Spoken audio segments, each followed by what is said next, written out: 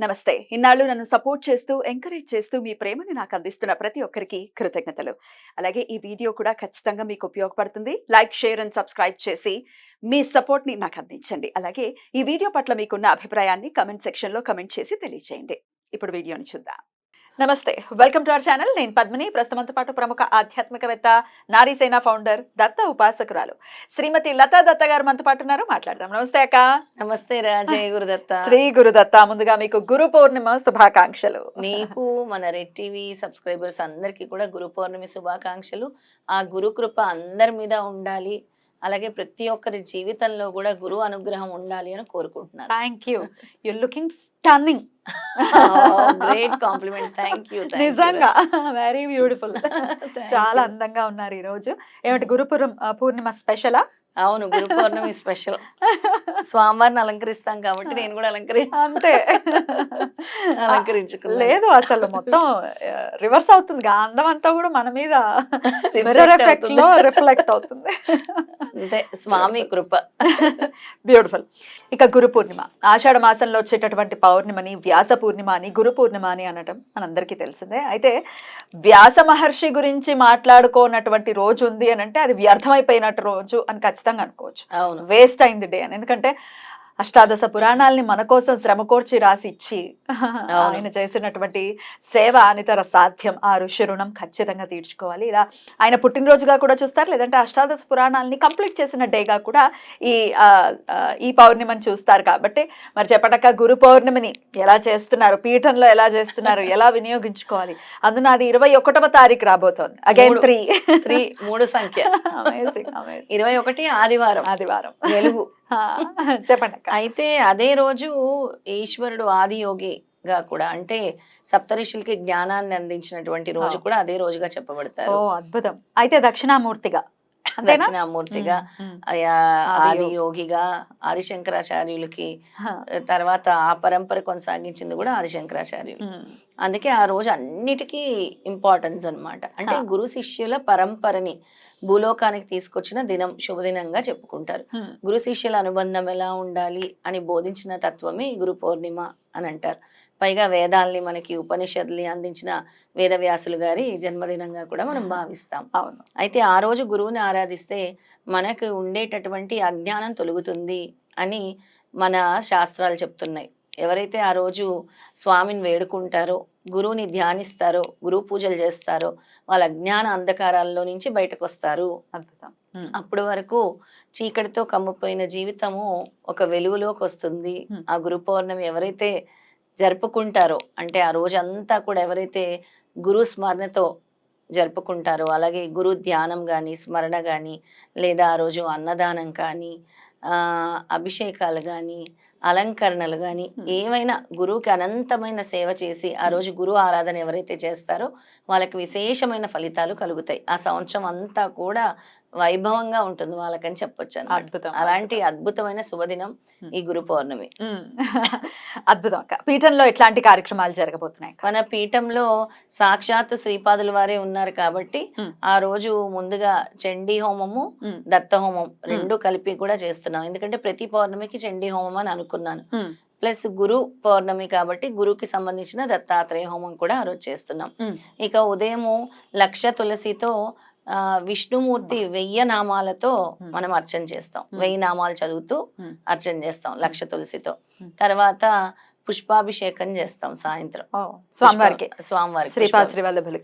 శ్రీపాద శ్రీవల్లభులకి పుష్పాలతో నింపేయాలని నా కోరిక. పుష్పాభిషేకం చేయాలని, అన్ని రకాల పుష్పాలతో కూడా ఆయనకు అభిషేకం చేయాలి. పుష్పాభిషేకం వచ్చిన ప్రతి ఒక్క భక్తులు కూడా చేసుకోవచ్చు పుష్పాభిషేకం. ఆ విధంగా శ్రీపాద శ్రీవల్లభ స్వామి అష్టోత్తరం చదువుతూ పుష్పాభిషేకం చేయాలని. తర్వాత మనకి గురుపాదుక పూజ, అసలు గురుపాదుక పూజ ఎలా చేయాలి అనేది కూడా ఆ రోజు అక్కడ జరుగుతూ ఉంటుంది అనమాట. గురుపాదుక పూజ, గురు ధ్యానం, సిద్ధమంగళ స్తోత్రం జరుగుతుంది. సిద్ధమంగళ స్తోత్రంతో ప్లస్ శ్రీపాద శ్రీవల్లభ స్వామి అష్టోత్తరంతో పుష్పాభిషేకం జరుగుతుంది. ప్రత్యేకంగా చండీ కూడా చేస్తున్నాము, చండీ హోమం చేస్తున్నాము. దత్తాత్రేయ హోమం కూడా చేస్తున్నాం ఆ రోజు, Okay. నిర్వహిస్తున్నాం. అక్కడికి డైరెక్ట్ గా రాదలుచుకున్న వాళ్ళు రావచ్చు. అయితే ఈ చండీ హోమానికి సంబంధించి ఎట్లా పార్టిసిపేట్ చేయాలంటే ఎలా? చండీ హోమంలో కానీ దత్తాత్రేయ హోమంలో కానీ పార్టిసిపేట్ చేయాలంటే ముందుగా మనతో రిజిస్ట్రేషన్ చేసుకోవాలి. మ్. సమయం ఉంది కాబట్టి ముందుగానే మనం ఈ మ్. చెప్తున్నాం అందరికీ కూడా. తప్పకుండా. రిజిస్ట్రేషన్ చేసుకోవాలి. చేసుకున్న తర్వాత అక్కడికి వచ్చిన తర్వాత హోమ ద్రవ్యాలన్నీ మనమే ఇస్తాం. మ్. స్వయంగా 3 యాజ్ఞికులు ఉంటారు, మ్. వాళ్ళు 3 కూడా నిర్వహిస్తూ ఉంటారు హోమం. మ్. ఆ విధంగా చండీ హోమము, దత్తాత్రేయ హోమం. ఇంకా చండీ హోమం చేస్తే చెప్పాను కదా, అమ్మవారు చాలా అంటే ఎటువంటి కష్టం ఉన్నా కూడా తొలగిస్తారు. సుభిక్షంగా ఉండేలా చూసేది అమ్మవారే. కరెక్ట్. ఇక దత్తుడిని పట్టుకుంటే జ్ఞానాన్ని, ఐశ్వర్యాన్ని, అలాగే తెలివితేటలు, జ్ఞానం తెలివితేటలు ఒకటే, ఇంకా అన్ని కూడా ధైర్యాన్ని కూడా ఇచ్చేది దత్తస్వామి. ఇవ్వండి అది ఇది అని ఏముంటుంది, అన్నీ ఉంటాయి, అన్నీ ఉంటాయి అన్నమాట. అద్భుతం. ఇక ఈ అర్చన పుష్పాభిషేకంలో పాల్గొనాలంటే చాలా తక్కువ రుసుము ఉంటుంది. అది కూడా మన దగ్గర రిజిస్టర్ చేసుకుంటే సరిపోతుంది. ఓకే. అసలు ఈ క్రతువుల్లో ఎట్లాంటి కార్యక్రమంలో పాల్గొనాలన్నా ఒకసారి కాల్ చేస్తే మరిన్ని డీటెయిల్డ్ గా వివరాలన్నీ ఇవ్వటం జరుగుతుంది. ఇవ్వటం జరుగుతుంది. ఇక ఆ రోజు విశేషంగా అన్నప్రసాదం, ఎందుకంటే ఎక్కడెక్కడి నుంచో కూడా వస్తూ ఉంటారు. లాస్ట్ టైం మనకి పీఠం ఇనాగ్రేషన్ రోజు కూడా నిజామాబాద్ నుంచి వచ్చారు, కరీంనగర్ నుంచి వచ్చారు, దగ్గర వాళ్ళందరూ కూడా వస్తారు. కాబట్టి వాళ్ళందరికీ ప్రతి ఒక్క భక్తులకు కూడా ప్రసాద వితరణ ఉంటుంది. అన్నదాన కార్యక్రమం, అన్నప్రసాద కార్యక్రమం ఉంటుంది. అక్క, ఇక ఆషాఢ మాసంలో ఆదివారం అంటే అద్భుతమైనటువంటి పండగ తెలంగాణ రాష్ట్రంలో బోనాల పండగ. చాలా పెద్ద పండుగ. అసలు ఎంత వైభోగంగా జరుగుతుందంటే మాటల్లో చెప్పలేము. అసలు అమ్మవారిని అలంకరణ గాని, అసలు ప్రతి ఒక్క ముత్తైదు చక్కగా అలంకరించుకుని బోనం ఎత్తుకొని వస్తూ ఉంటే అందం వర్ణించలేము.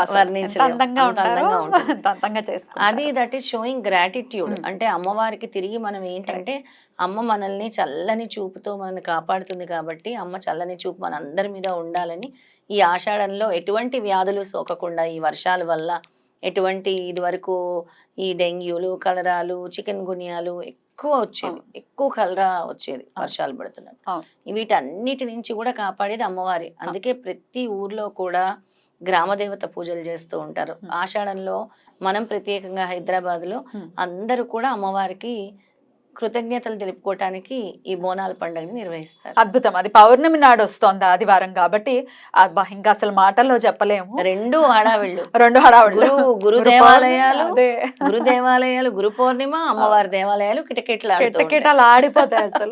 అసలు అందరూ కనులారా వీక్షించాలి. అవును, వెళ్ళి గుళ్ళకి వెళ్ళి. అద్భుతం. అయితే నేను అందరినీ కూడా మన పీఠానికి స్వాగతిస్తున్నాను. గురు పౌర్ణమి వేడుకలకి అందరు ఎక్కడ వాళ్ళైనా రావచ్చు. వెల్కమ్ మన పీఠానికి. శ్రీపాదుల వారికి వచ్చి చక్కగా మీరందరూ కూడా పుష్పాభిషేకం చేసుకోవచ్చు, అలాగే 1,00,000 తులసితో అర్చన చేసుకోవచ్చు, అలాగే హోమాల్లో పాల్గొనదలిచాలన్నా కూడా కాల్ చేయొచ్చు, లేదా ఊరికే చూడాలన్నా కూడా రావచ్చు. ఊరికే వచ్చి సిద్ధమంగళ స్తోత్రం చదువుకొని అన్నప్రసాదం స్వీకరించైనా వెళ్ళొచ్చు. కాకపోతే ముందుగా వచ్చే వాళ్ళు కూడా మనకు లిస్ట్ ఇస్తే దాని ప్రకారం మనం ప్రిపరేషన్ అక్కడ మన రకరకాల అరేంజ్మెంట్స్ ఉంటాయి కాబట్టి ఖచ్చితంగా మనకి ఇన్ఫర్మేషన్ ఇవ్వాలి. ఒకసారి కాల్ చేసి లత గారి నంబర్ కి కాల్ చేసి ఫస్ట్ రిజిస్టర్ చేసుకోవాల్సి ఉంటుంది ఖచ్చితంగా. రైట్. ఇక దూర ప్రాంతాల్లో ఉన్న వాళ్ళు చండీ హోమానికి సంబంధించి ఏమైనా గోత్రనామాలు ఇచ్చుకోవాలి, తప్పకుండా గోత్రనామాలు ఇచ్చుకోవచ్చు. వాళ్ళ గోత్రనామాలు అక్కడ చదివి మనము వాటిని కూడా మనము టెలికాస్ట్ చేస్తాం. తప్పకుండా. అద్భుతం. వాళ్ళ సంకల్పము, వాళ్ళ గోత్రనామాలు 2 ఇస్తే 2 కూడా మనం చేస్తాం. తప్పకుండా. అద్భుతం. ఒక మహిమాన్వితమైనటువంటి రోజు గురు పౌర్ణమి అంటే ఖచ్చితంగా ప్రతి ఒక్కరూ వినియోగించుకోవాల్సినటువంటి రోజు. ఇక ఎవరి ఇంట్లో వాళ్ళు చేసుకోవడానికి ఏదైనా చెప్తారా గురువుకి సంబంధించి? తప్పకుండా చెప్తాను. ఆ రోజు గురు ఆరాధన అనేది ముఖ్యమైంది కాబట్టి అందరూ కూడా గురు బ్రహ్మతో మొదలుపెట్టి గురు బ్రహ్మ, గురు విష్ణు, గురుదేవో మహేశ్వర, గురు సాక్షాత్ పరబ్రహ్మ, తస్మై శ్రీ గురవే నమః అనుకుంటూ ఆది గురు దత్తాత్రేయ స్మరణ గాని, విష్ణుమూర్తి స్మరణ గాని, ఈశ్వరుడు స్మరణ గాని చేసుకోవచ్చు. దత్తాత్రేయ స్వామిదైతే దత్త మూల మంత్రం ఓం హ్రీం ద్రాం దత్తాత్రేయాయ నమః అని చదువుకోవచ్చు, లేదా ఓం ద్రాం దత్తాత్రేయాయ నమః అని కూడా చదువుకోవచ్చు. ఈ 2 విధాలుగా కూడా ఆ రోజు అనేక సార్లు జపం చేసుకోవచ్చు. కానీ వాళ్ళు ఎక్కడైతే ఉంటారో అక్కడ దగ్గరలో గురువు గుడిలన్నీ ఉంటూ ఉంటాయి కదా, గురువుకి సంబంధించిన దేవాలయాలు ఉంటాయి. అక్కడికి వెళ్ళి వాళ్ళు ఆ రోజు దర్శనం చేసుకుంటే మంచిది. ఇంకా అక్కడికి వెళ్ళి అక్కడ సంబంధించి పాలు పెరుగు లేదా అన్నదానానికి వాళ్ళు తగినంత వాళ్ళు అక్కడ సమర్పించుకున్నా కూడా విశేషమైన ఫలితం స్వామివారు ఇస్తారు. పౌర్ణమి రోజు ఏ దానానికైనా 1000 రెట్ల ఫలితం ఉంటుంది. అలాగా అక్కడ అన్నదానానికి సహాయపడండి వెళ్ళి. అక్కడ గురు దేవాలయాల్లో జరిగేవి కానీ బోనాల చోట జరిగేవి కానీ అక్కడ అలా సహాయపడండి దేవాలయాల్లో. తప్పకుండా. అద్భుతం అక్క, చాలా అద్భుతంగా వివరించారు. గురు పౌర్ణిమ శుభాకాంక్షల్ని తెలియజేస్తూ నమస్కారం అక్క. నమస్కారం.